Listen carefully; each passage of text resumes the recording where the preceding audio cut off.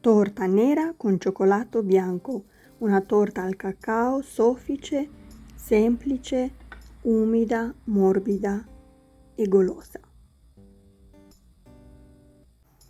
Per questa ricetta ho usato 3 uova a temperatura ambiente, un pizzico di sale, ho lavorato un pochino le uova e ho aggiunto lo zucchero, 80 g di zucchero. Ho lavorato con le fruste per 5-6 minuti finché le uova sono diventate ben schiumose. Ho aggiunto 40 ml di olio di oliva, 50 ml di latte e l'ingrediente segreto un cucchiaino di rum.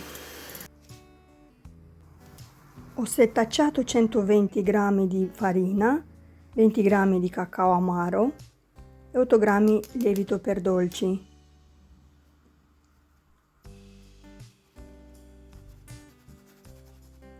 Ho lavorato un po' con le fruste spente, l'impasto per non sporcare tutto di farina e poi con le fruste accese per altri 2-3 minuti.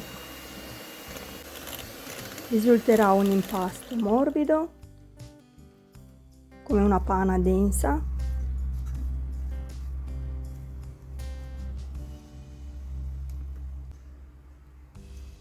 E l'ho versato in uno stampo di 20 cm di diametro.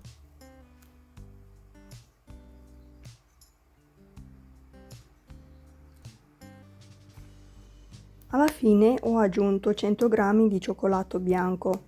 Il cioccolato andrà a fondo perché l'impasto è morbido, ma darà un tocco in più di dolcezza e gusto.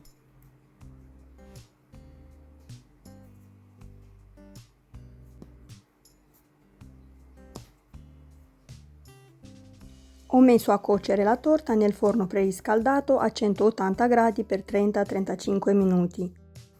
Ho fatto la prova a stecchino e l'ho lasciata raffreddare.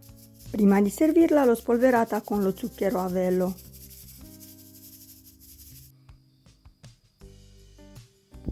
Se ti è piaciuta la mia ricetta lasciami un pollice in su, iscriviti al mio canale per non perdere le future ricette e condividi con i tuoi amici.